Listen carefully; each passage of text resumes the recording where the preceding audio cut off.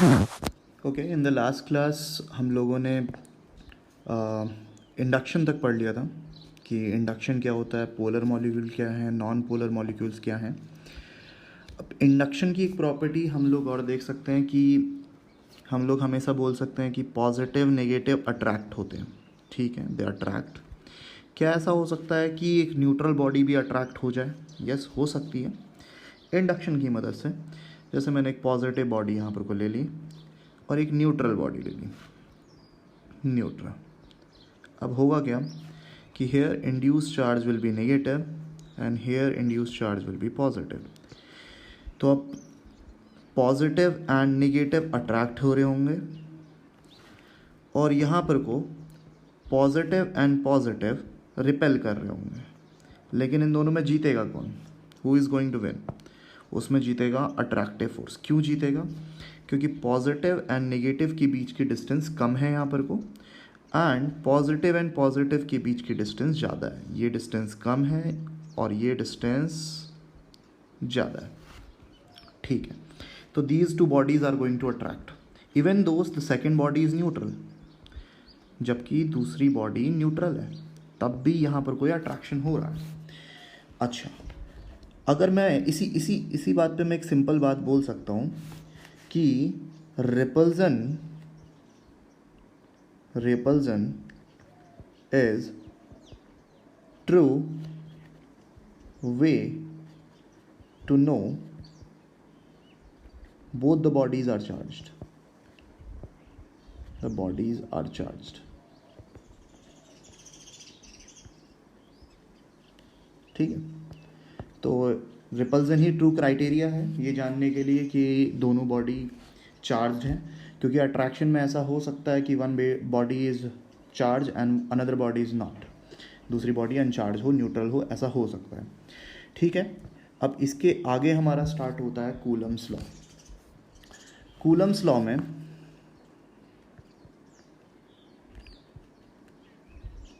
Coulomb's law, ठीक है। अब ये कूलम्स लॉ में क्या दिया होता है? बहुत सिंपल सा लॉ है, बहुत आसान सी चीज़ है।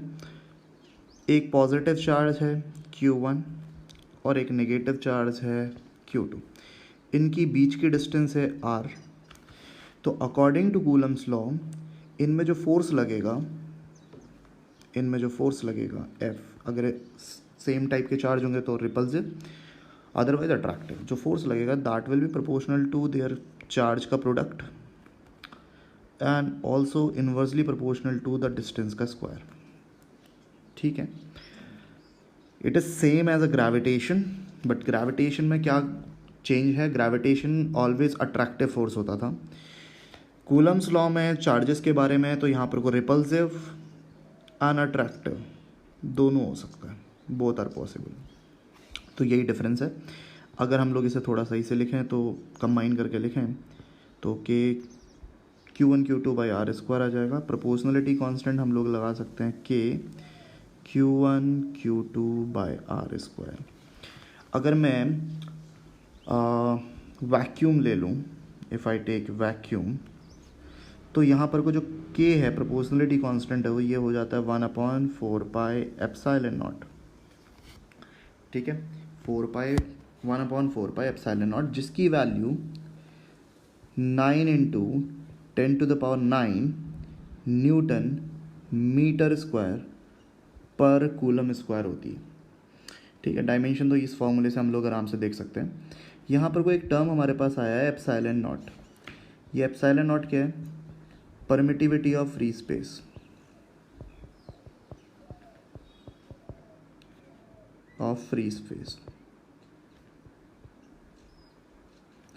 अब यहाँ पर कोई एक चीज़ और डिफ़र कर रही है ग्रेविटेशन लॉ से कि ये मीडियम डिपेंडेंट है, ये फोर्स मीडियम डिपेंडेंट है, क्योंकि ये जो फोर्स निकला है ये फ्री स्पेस मतलब वैक्यूम पे निकला है।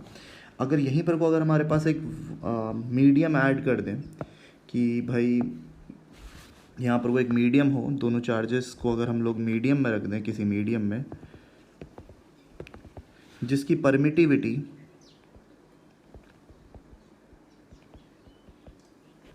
एप्सिलॉन है, तो यहाँ पर को फोर्स इनके बीच में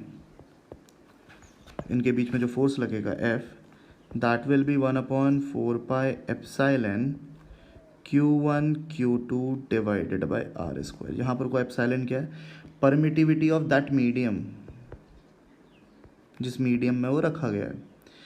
अब पहली बार ना इसमें थोड़ा डाउट आता है हम लोगों को, ये परमिटिविटी है क्या और ये मीडियम पे डिपेंडेंट कैसे है? ग्रेविटेशन में तो ऐसा कुछ था नहीं। यहाँ पर को इससे पहले हम लोगों ने जो इंडक्शन पढ़ा है वो हेल्प करेगा हमें समझने के लिए कि परमिटिविटी आई ही क्यों। परमिटिविटी का मतलब है हमारे पास how much force is allowed, कितना फोर्स अलाउड है, हाउ मच इज अलाउड, ठीक है, कितना फोर्स अलाउ है। ये अलाउ होने का क्या मतलब होता है, चलो देखते हैं।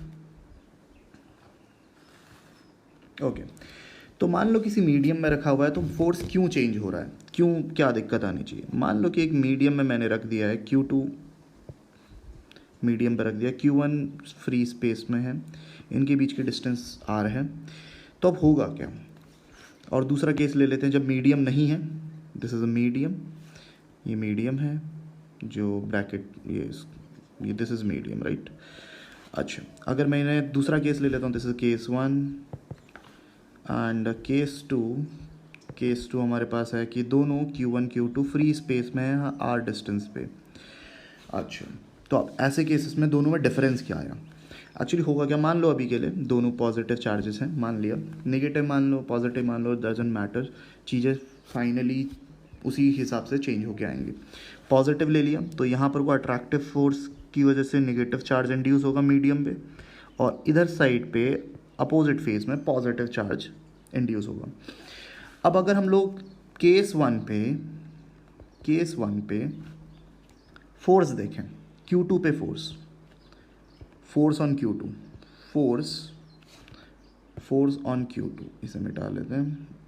ओके, फोर्स ऑन Q2 कौन कौन लगाएगा, एक तो Q1 लगा रहा होगा और दूसरा मीडियम भी तो लगाएगा। क्यों, कैसे, हमने पॉजिटिव चार्ज माना है अभी के लिए Q2 को, और Q1 भी पॉजिटिव चार्ज है, इस साइड नेगेटिव चार्ज इंड्यूस हुआ, इस साइड पॉजिटिव, ठीक है, इंड्यूस चार्ज। अब हम लोग मान लेते हैं ब्लैक से दिखा रहा हूँ मैं, रिपल्सिव फोर्स लग रहा होगा Q1 की वजह से, F0, repulsive force Coulomb's law, ये F0 होगा कितना, 1/4πε0 Q1 Q2 bye r square. मतलब ये वही फोर्स है जो फ्री स्पेस में लगना चाहिए था। इस वाले केस में, केस नंबर 2 पे जो फोर्स लगेगा F0, वो सिंपल Q1 की वजह से लगेगा इस पर, और वो लगेगा 1/4πε0 Q1 Q2 bye r square. ठीक हो गया। अब दूसरा फोर्स Q2 पे क्या लगेगा सेकंड केस में, अब वो फोर्स लग रहा होगा इन पॉजिटिव चार्ज की वजह से रिपेल होगा, मतलब इधर को जाएगा, ये नेगेटिव चार्ज भी अट्रैक्ट करेगा, तो एक नेट फोर्स बनेगा, इंड्यूस फोर्स, वो बनेगा लेफ्ट साइड में, इस डायरेक्शन में एक इंड्यूस फोर्स बनेगा। तो हम लोग देख सकते हैं कि Q2 पे एक फोर्स F0 है जो कि Q1 की वजह से आया, एक है इंड्यूस फोर्स जो कि हमारे पास ये इंड्यूस चार्जेस की वजह से आया। तो इसका नेट फोर्स तो कम हो गया ना, नेट फोर्स कितना हो गया, नेट फोर्स हम लोग देखें वो हो गया F0 माइनस Fi। इसी वजह से हम लोग बोलते हैं कि जो फोर्स है that is depending on the medium, लेकिन हम लोग सीधे सीधे बोल सकते हैं कि net force is depending on the medium. ठीक है, तो यहीं पर को कूलम्स लॉ हमें बताता है कि नेट फोर्स क्या होगा। अगर हमने मीडियम पे रख दिया है, इफ मीडियम इज प्रेजेंट, तो ना सिर्फ उसमें दूसरा चार्ज फोर्स लगा रहा होगा, even the medium is also going to play the role. तो हमारे पास जो नेट फोर्स आ जाएगा वो आ जाएगा F0 जो वैक्यूम में होना चाहिए था, माइनस इंड्यूस की वजह से, this is due to in vacuum, same as a vacuum,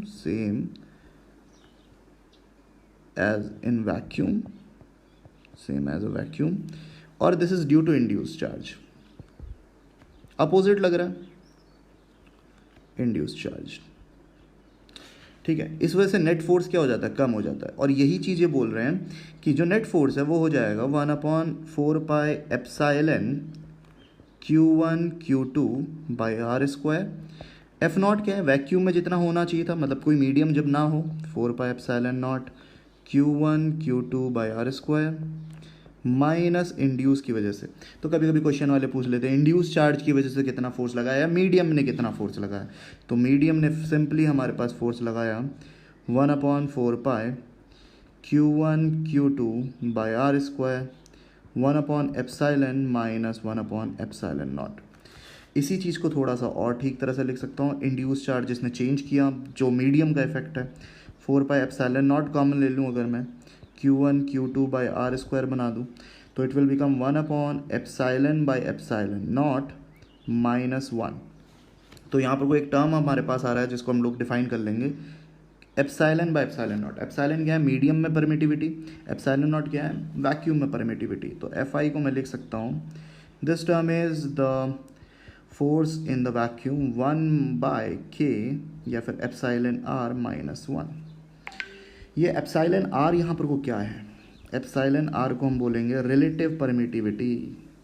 relative का मतलब जानते हैं, कंपैरिजन है, रिलेटिव परमिटिविटी।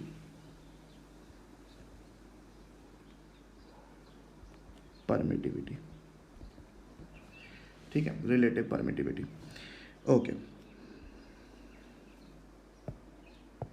नाउ हमारे पास एक टर्म आ गया है epsilon naught, permittivity in free space, permittivity in free space,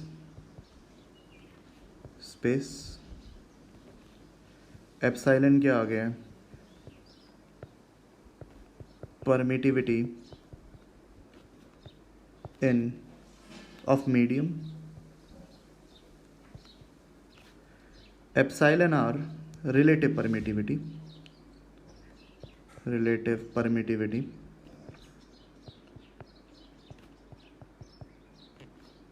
of medium, जो कि रिलेटिव टू वैक्यूम है, मतलब मीडियम डिवाइडेड बाय वैक्यूम की। सिंपल है बहुत। अब बात आती है यहाँ पर को कूलम्स लॉ में, मीडियम पे लगने वाला। अगर मीडियम पे लगाएंगे, किसी मीडियम में प्रेजेंट है, तो फोर्स थोड़ा सा कम हो जाएगा। तो अगर फोर्स कम हो रहा है तो मैं बोलूँगा epsilon is greater than epsilon not, ठीक है। तो always epsilon should be greater than 1, ठीक है, फोर्स कम हो जाता है। ओके, तो यहाँ पर को मैं रोक रहा हूँ सो दैट नेक्स्ट क्वेश्चंस हम लोग इसके साथ डिस्कस कर सकें।